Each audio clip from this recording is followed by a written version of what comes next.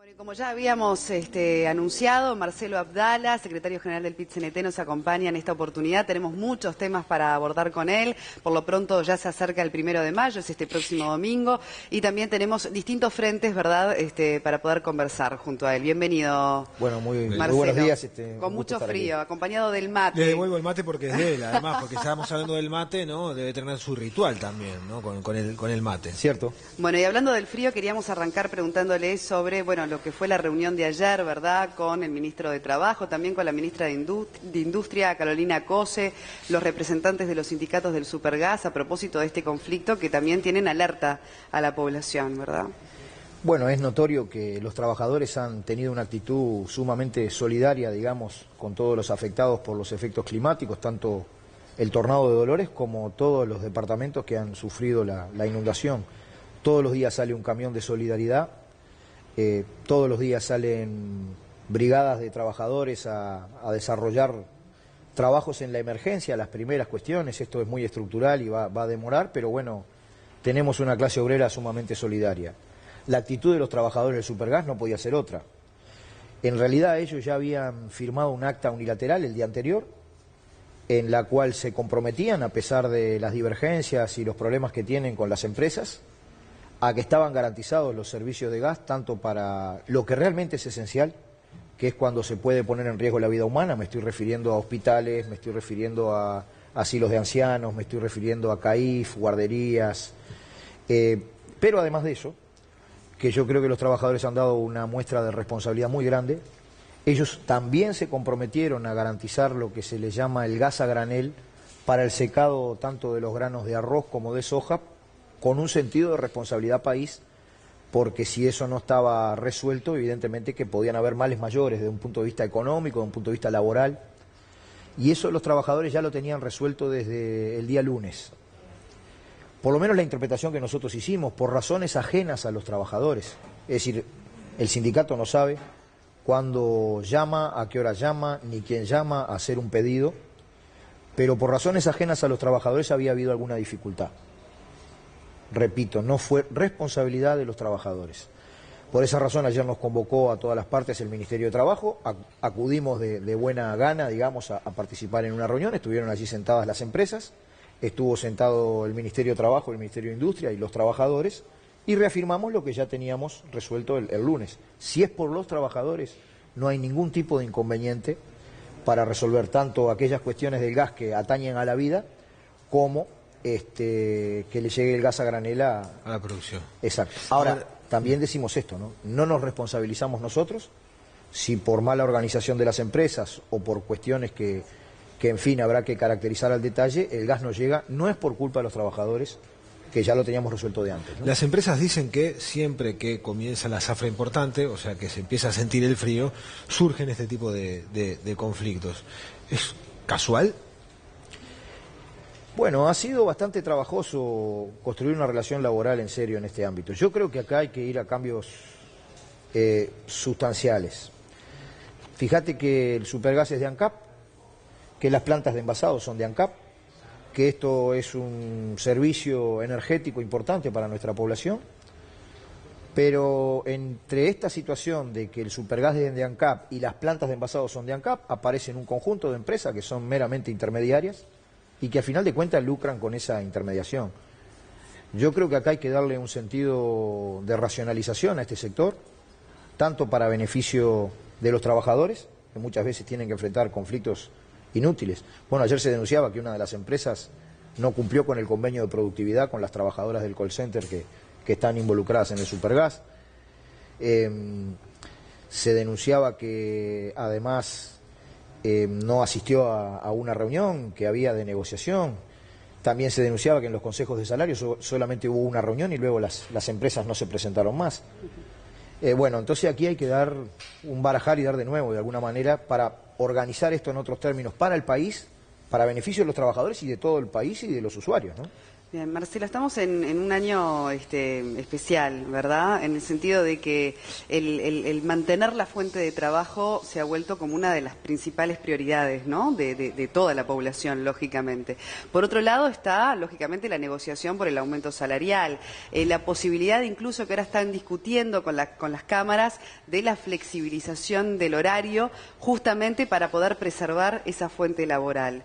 ¿Cómo describiría entonces la circunstancia y qué capacidad de diálogo están dispuestos a tener justamente en pos de ese objetivo, ¿no? Preservar la fuente laboral? Bueno, yo creo que la pregunta está muy bien fundamentada. Nosotros estamos en una situación donde los efectos de la crisis mundial del capitalismo están llegando a América Latina y a Uruguay. Es tiempo de desaceleración de la economía. Eso implica que vamos a tener un crecimiento más ralentado, digamos, menos intenso que en los años anteriores. En ese cuadro el movimiento sindical intenta pararse en la situación en defensa simultáneamente del trabajo y del salario. Con respecto al salario ha sido notorio nuestra visión crítica de los criterios del Poder Ejecutivo. Aquí no están planteadas demandas exorbitantes de los trabajadores, sino de que el poder de compra de los salarios y por tanto de los ingresos fijos y también de las jubilaciones y de todo aquel que vive de ingreso fijo mantenga su poder de compra. Esa ha sido la bandera central del PIT-CNT, y que si hay crecimiento se pueda compartir ese crecimiento con los trabajadores, y esa ha sido una de las orientaciones. Y en otro plano, buscar todas las formas de mantener, desarrollar y procurar cada vez más puestos de trabajo. Por eso planteamos una política industrial, un sistema de compras públicas, más inversión del Estado, políticas contracíclicas que a la desaceleración agreguen inversión pública para generar dinámica y movimiento. Y hemos planteado, desde el mismo momento que hay Consejo Superior de Salario, que también se cree un Consejo Superior del Trabajo y la Producción Nacional para discutir en forma tripartita esas políticas. Quiero ser muy preciso en esto porque vos fuiste muy clara, y una cosa es los titulares con que aparece una noticia y otra cosa dónde hay acuerdo y dónde no hay acuerdo, digamos, ¿no?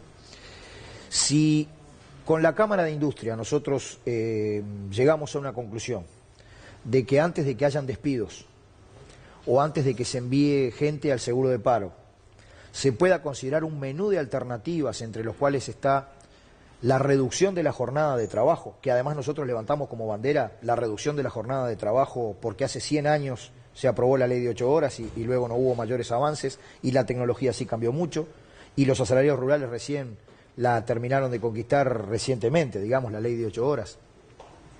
Una cuestión es que nosotros acordemos que en vez de despedir gente o en vez de enviar gente al seguro de paro, de repente se reduce la jornada de trabajo para repartir los costos de ese problema entre la totalidad de los trabajadores, pero mantener a todos los trabajadores en el lugar de trabajo, eso es correcto. Eso no solamente que se puede hacer, sino que ya se ha hecho en muchos lugares.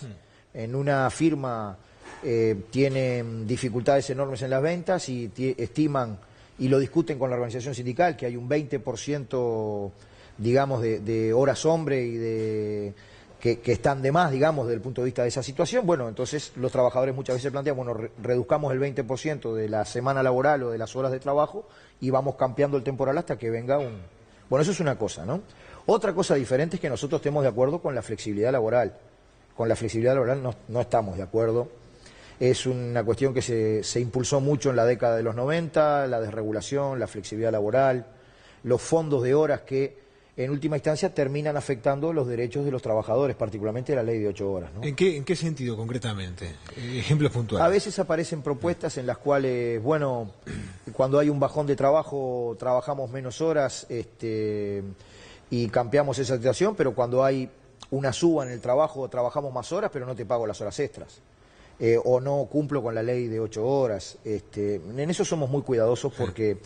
En definitiva, la experiencia cuando ha predominado de la desregulación es que se ha deteriorado el nivel de vida de los trabajadores, pero no solamente eso, sino también la calidad de la producción,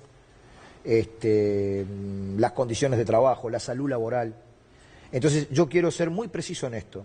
Acuerdos puntuales para defender el trabajo, conversamos todas las alternativas.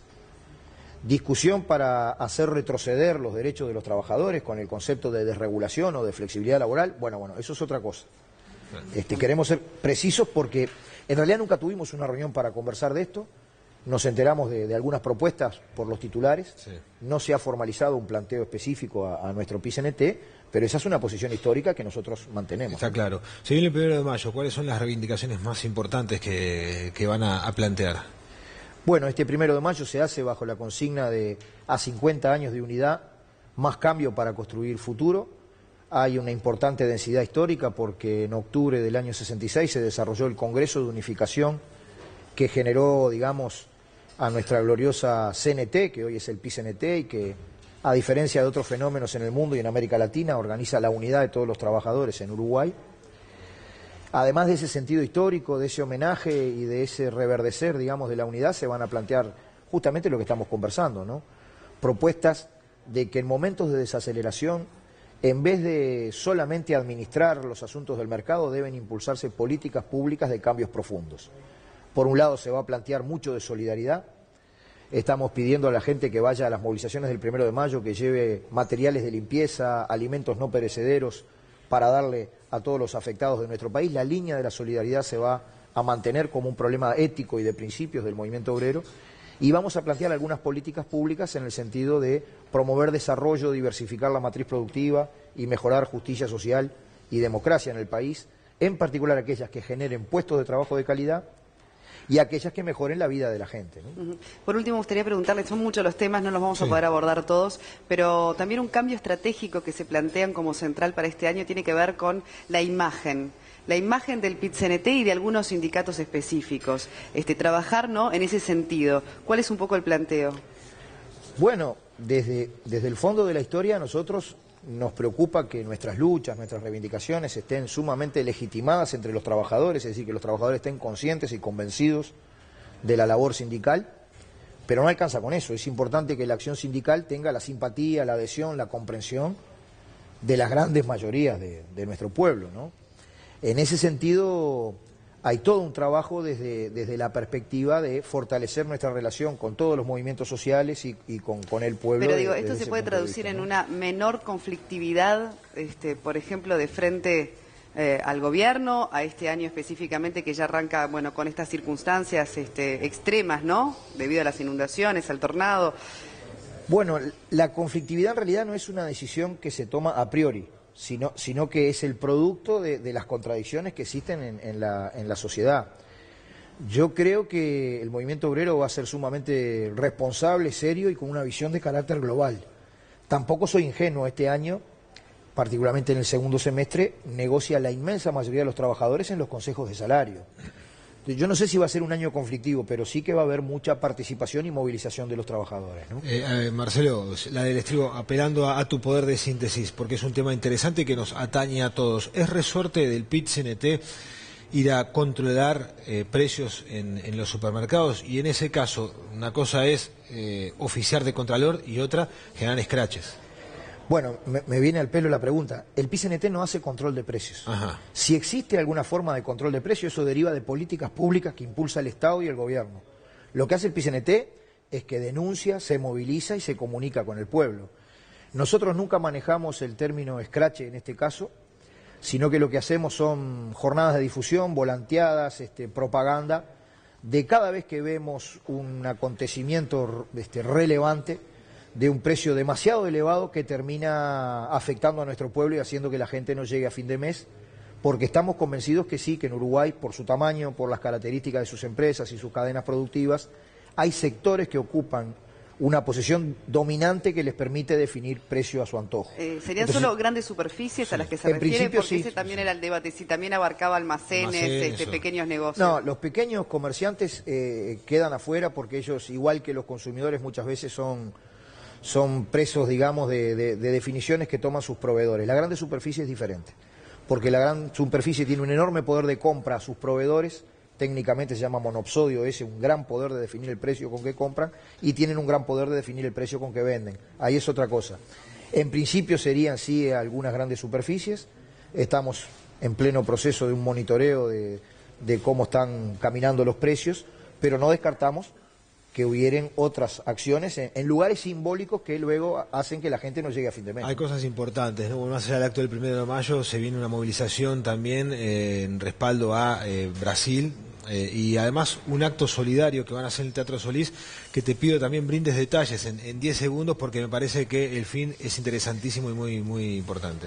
Bueno, estamos trabajando para que el día 8 de mayo, el domingo 8 de mayo, con el auspicio de múltiples instituciones, entre otras los medios de comunicación, se pueda desarrollar un festival artístico, que tenemos a los trabajadores del arte y la cultura, que también son parte de nuestro movimiento obrero, muy dispuestos a participar en esto, de desarrollar todo un festival, en principio en el Teatro Solís, para recaudar fondos y donaciones que ayuden a resolver en la emergencia las dificultades climáticas que está viviendo nuestro pueblo. Esto con un criterio de mucha transparencia. Lo está organizando el PIT-CNT, pero no va a tocar ningún tipo de recursos, sino que se estaría centralizando todo en el Sistema Nacional de Emergencia, que luego distribuiría las cuestiones. Ahí le decimos a nuestra gente que estén atentos, porque más adelante se van a desarrollar más detalles. Muy bien. Al respecto. Principio 8 de mayo. Marcelo Abdala, muchísimas gracias por habernos acompañado.